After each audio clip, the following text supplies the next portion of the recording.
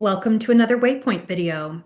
This message, this transit is for June 20th through the 24th. So this one isn't a long one, but there's a powerful invitation for reflection here. And this archetypal theme that's moving through the collective is about what I'm calling the rhythm of compassion.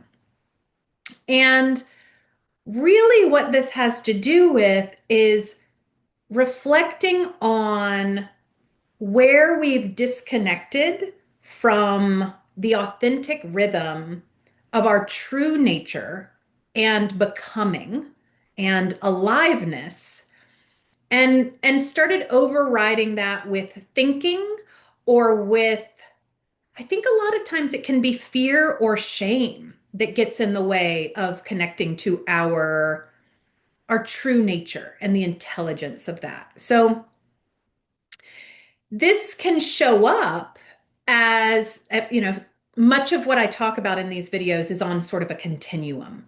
And on one side of this continuum is the energy of forcing. And on the other is disconnecting. So forcing can look like pushing a rhythm that doesn't feel natural. Now, as an entrepreneur in the coaching thought leadership space, there are countless voices over the years that have been saying, you have to put out content X number of times a week. You have to post on these channels. You have to. And so I want to offer that example. Your context may be very different, but I think that's an example many people know, especially if you happen to be solopreneur, entrepreneur, business owner. The shoulds that come from an external place rather than an aligned place. It took me years to realize that if I do my content like that, it becomes kind of soulless. It becomes dull. The energy around it, and I believe every message is cloaked with the energy. I call it the come from. And if we're doing it from a place of have to and misalignment, that's sort of the jacket that that message is wearing, I believe. And so it can be trying to think your way out of what you feel. It can be overthinking to the point of um, abandoning abandoning true alignment. I'm going to keep saying different versions of the same thing. It can also be making ourselves wrong for changing. So I often coach people who have some form of intentional daily practice. And many of them have said, I've been doing this for X number of years and I'm just kind of phoning it in right now. But I know it's good. I know it's healthy, blah, blah, blah. And what I say to them is, well, what would feel more nourishing? What would feel more alive? What would feel like your body wants to get on board with it? So this transit invites you to look at maybe your forced habits or any rigidity that is getting in the way of authentic rhythm. So I'm a big believer in focusing on intention first and then building practice and habits from that. And sometimes our intention really needs to shift. It doesn't mean we don't value things that we used to value. It's that we are growing, evolving beings and we need to prioritize different things at different times. So when we're forcing it from a mental agenda, often we find ourselves disconnected from our authentic rhythms and timing and needs. If you think about it, well, I always say this to people, we are nature. We live in a culture that often gives us stories as if we're separate from nature or beyond it in some way. But we have a heartbeat that expands and contracts. We live in a place that has some form of seasonality, right? Different places experience that differently. We can look at a plant that goes from seed to sprout to bloom to death and decay, right? All of these things are rhythms of nature. Yet our culture loves to talk about things as an ever upward trajectory.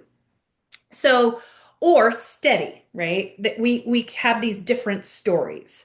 And so this again, this collective invitation is to reflect on what rhythms have become rigid, what intentions have become hardened instead of supple with our inner wisdom, and to soften enough to hear what feels most true right now.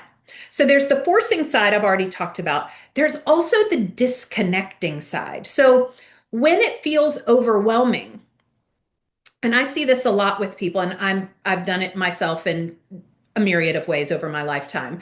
But when we get really rigid with ourselves, often the pendulum swings, I guess the pendulum swings to the other side, which is disconnecting or checking out. So numbing out behaviors. There's a whole buffet of options culturally for us to do that, from Netflix to substances to scrolling to whatever. We can even numb out through things that we call healthy, right? I've seen people numb out through excessive exercise, through even excessive work can be a form of numbing out if it's used that way.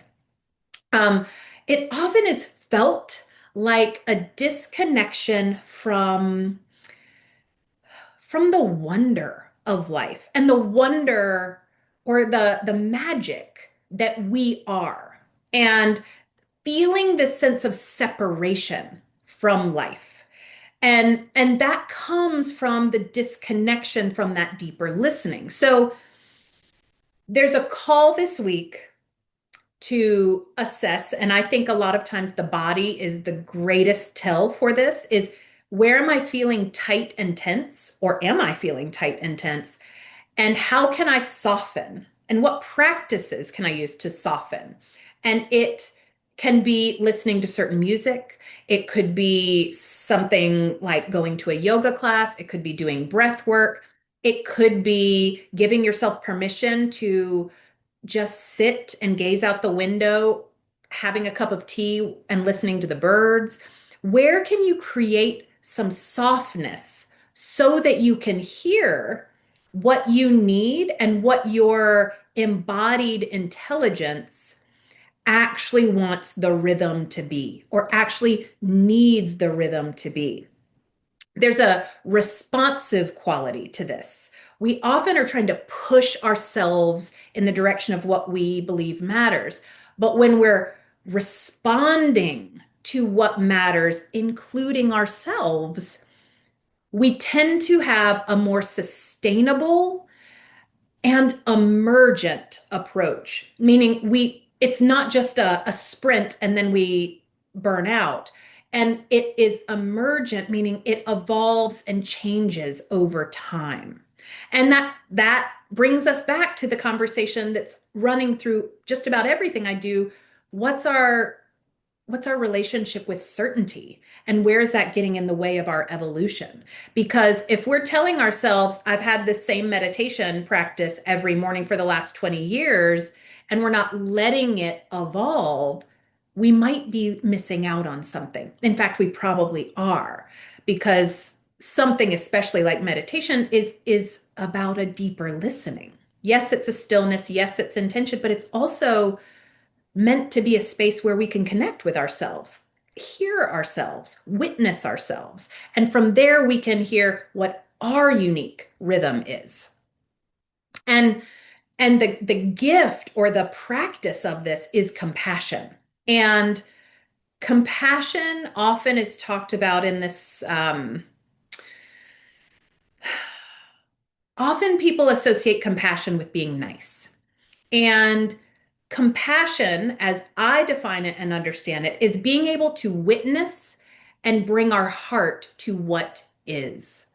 It's it's bringing our attention, our presence, a sense of love, and a sense of acceptance to what is. Now, that doesn't always mean we like what is, especially if it's something outside of ourselves or inside of ourselves. There are parts and pieces that are hard to integrate. But when we have compassion, when we practice compassion, and it is an art, we can then witness ourselves with enough love to hear what's real without diminishing it, avoiding it, or squashing it with our judgments or our conditioning. And compassion says things like, can I be with what is? For example, can I be with a season where I need more rest? Can I be with a season in my business that isn't growing like gangbusters? Maybe it's more of an incubating phase. Can I be with the idea that I actually need to start my day with something lighter than a 30-minute meditation practice? Can I be with the fact that I just want to doodle and don't want to, you know, do this very intentional thing?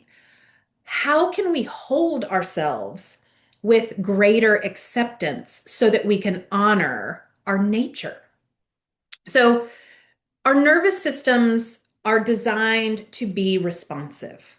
This isn't, the goal isn't to be in a meditative, perfected state all of the time.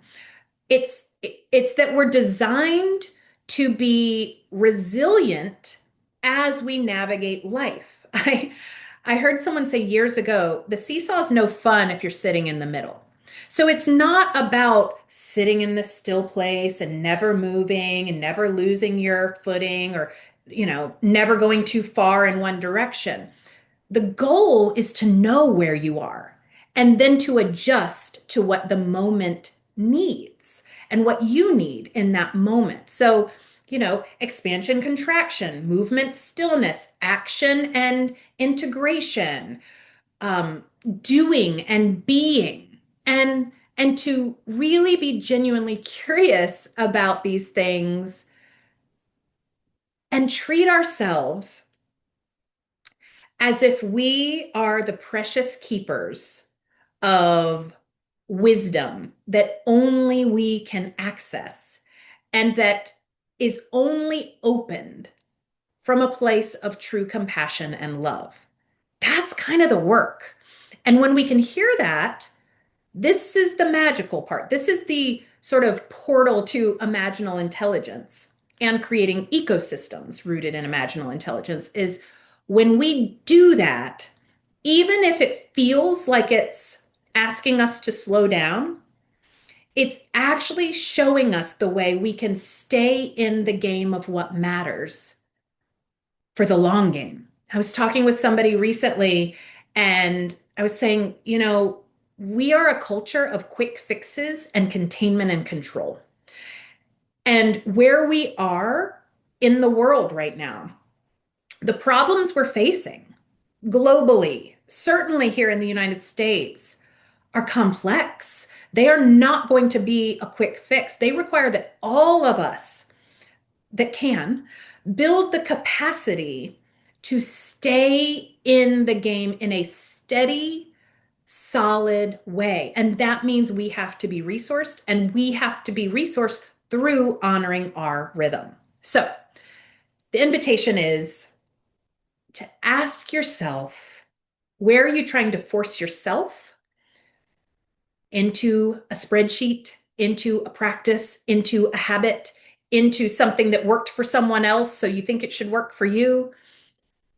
Or where are you honoring what is naturally most true? Like, what would it take to allow yourself to be in the contraction of the heartbeat and say, I'm going to take 30 minutes and go into a room by myself and lay on the floor and just be. It's kind of like an etch a sketch. You shake it and it kind of goes back to a blank screen. Sometimes we really need to start over and give ourselves a nervous system reset.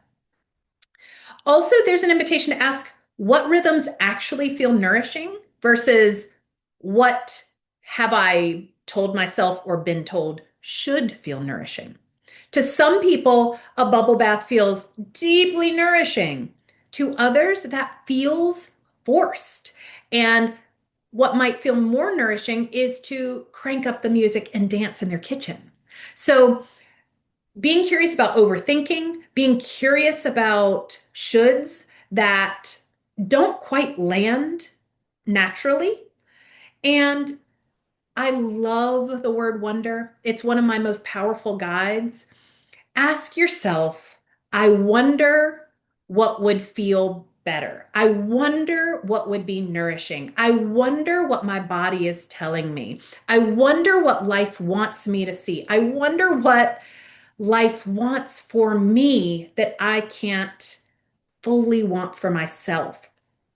And just being in wonder helps you challenge the tension of that fear-based control and that desire for constant certainty so that you can hear a more full spectrum response from that deeper wisdom, that deeper intelligence. And when we live from that place, we feel more alive, we are more resourced energetically, and then we get to do what is ours to do in the world in more sustainable, enjoyable ways.